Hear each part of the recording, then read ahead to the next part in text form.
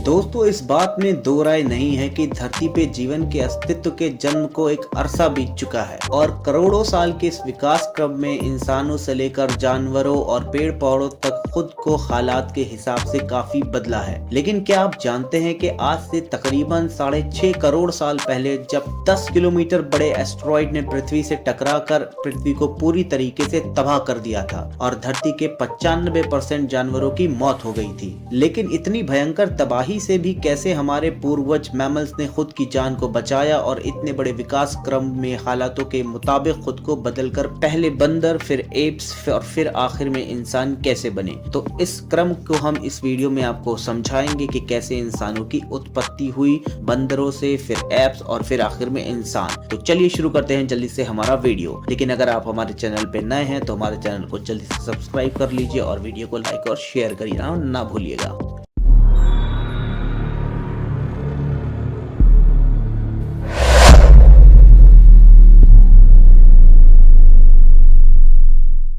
Mammal से इंसान बनने के सफर की शुरुआत करें तो करीब 140 मिलियन सालों तक धरती पर राज करने के बाद जब धरती पर गिरे विशालकाय एस्टेरॉयड के सामने डायनासोर्स ने अपना दम तोड़ दिया तो सत्ता जिसके हाथ में आई वो थे मैमल्स, जो डायनासोर्स के युग के दौरान भी उसी जंगल का हिस्सा हुआ करते थे। लेकिन इतने विशालकाय डायनासोर्स के सामने इनका अस्तित्व कुछ नहीं था।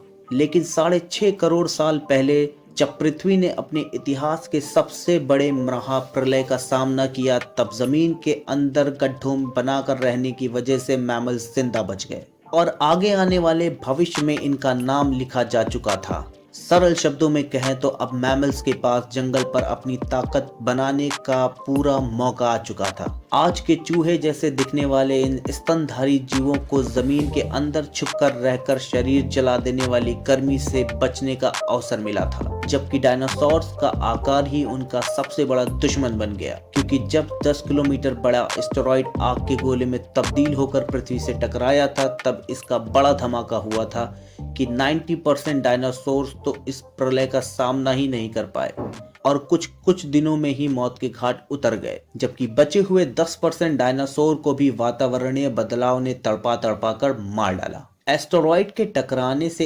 उत्पन्न हुई गर्मी और धूल के बादलों ने पृथ्वी के वातावरण को पूरी तरीके से ढक लिया था। अब धरती पर सूरज की रोशनी तक नहीं पहुंच पा रही थी, लेकिन सतह पर मौजूद गर्मी की वजह से बहुत सारे जानवर मारे जा चुके थे।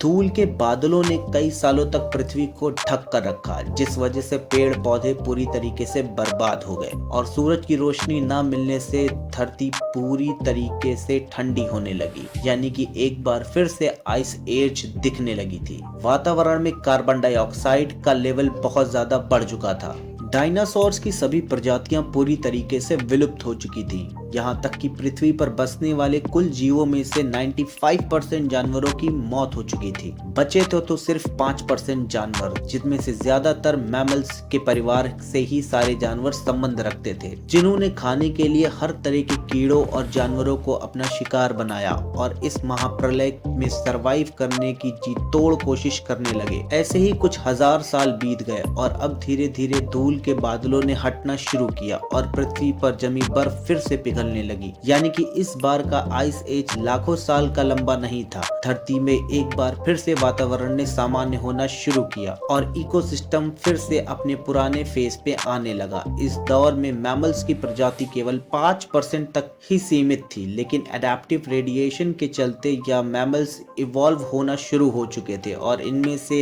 कई नई प्रजातियों ने जन्म लेना शुरू किया। और आज से करीब 5.5 करोड़ साल पहले इन्हीं मैमल्स की एक प्रजाति ने हमारे पूर्वज यानी बंदरों का रूप लिया। हालांकि शुरुआती बंदर काफी हद तक मैमल्स की तरह ही दिखते थे। उनका शरीर बनावट कुछ इस तरह की थी कि उनके चेहरे पर आंखें आगे की ओर थी और शरीर काफी छोटा था। लेकिन समय के साथ इनका विकास होता रहा। आने वाले टाइम पीरियड्स में प्राइमेट के सर में एक अहम विकास हुआ, जिसकी वजह से इनकी रीढ़ की हड्डी में भी बदलाव आया और ये चारों पैर के बजाय 2 पैरों पर खड़े होना सीख गए। दूसरी तरफ नेचर भी इवॉल्व हो रहा था और चारों तरफ एक बार फिर से हरियाली छाने लगी थी। हालांकि इस बार के पेड़ पौधे डायनासोर के युग में विशालकाय तो नहीं थे, लेकिन अब यही इनका नॉर्मल फॉर्म बन चुका था और अब धरती का तापमान 24 डिग्री सेल्सियस तक पहुंच चुका था। दुनिया में हरी घास के मैदानों का विकास हो रहा था, साथ ही साथ एक से दूसरी और दूसरी से तीसरी ऐसे करके नए जानवरों की अलग अलग प्रजातियों का विकास हो रहा था, जिससे नए विकसित हुए जानवर शिकार और रहने के लिए अपने पूर्वजों के तरीके को अपनाने के बजाय अपने खुद के नए तरीके विकसित कर रहे थे। वही मैमल्स ने भी दूसरे जानवरों का शिकार करके उन्हें मार गिराने की तरकीब एडॉप्ट कर ली थी। लेकिन आने वाले सालों में पृथ्वी पर एक ऐसी प्रजाति का विकास होने वाला था जो आज पूरी दुनिया पर राज कर रही है। जी हाँ, हम बात कर रहे हैं इंसानों की, जिनके विकास की प्रक्रिया काफी ज्यादा रोमांचक है। दरअसल 25 मिलियन ईयर्स पहले ईस्ट अफ्रीका में एक बड़ी हलचल हुई,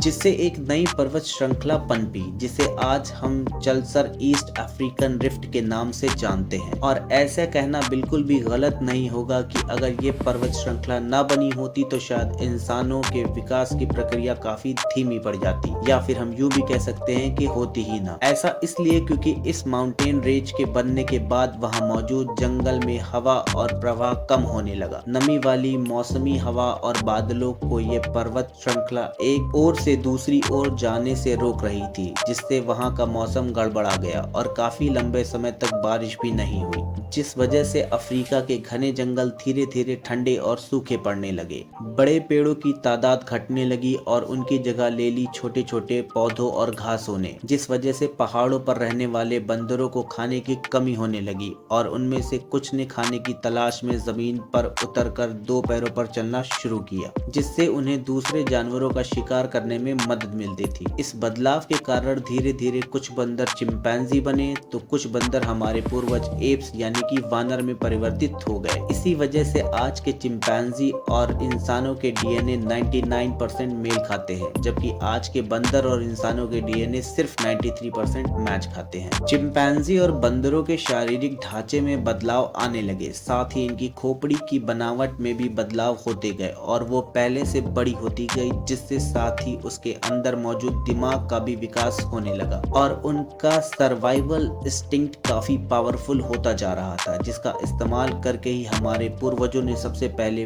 नुकीले पत्थर बनाकर हथियार के रूप में इस्तेमाल करना शुरू किया था, जिससे उनकी बुद्धि के साथ साथ उनकी उंगलियों और अंगूठों में भी काफी मजबूती आने लगी थी और विकसित होकर ये ऐप अब हमें होमो इरेक्टस में तब्दील हो गए थे। जी हाँ, ये हमारे वही पूर्वज थे जिन्होंने पहली बार झुंड में रहना शुरू किया था। यहाँ गौर करने वाली बात यह है कि पहले जब वाइल्ड फायर होती थी तो हमारे पूर्वज उससे कूदकर दूर भागते थे। होमो इरेक्टस ने भी सबसे पहले उस आग का इस्तेमाल करना शुरू किया था। जी हाँ, शुरुआत में तो वो जंगल से जली हुई आग को ही अपनी गुफाओं में लेकर आते थे, फिर उन्होंने आग को जलाना सीखा और हमारे इतिहास की सबसे बड़ी खोज की थी। इस आग से खुद के शरीर को वो गर्म रखते थे और साथ ही उन्होंने इस पर मांस को पकाकर खाना भी शुरू कर दिया था, जिससे कच्चे मांस को चबाने में जो एनर्जी यूज होती थी, अब पका हुआ मांस खाने और उसे पचाने में उससे कम ऊर्जा का इस्तेमाल होने लगा था, जिससे बची हुई एनर्जी को वो बुद्धि के विकास के लिए इस्तेमाल करने लगे,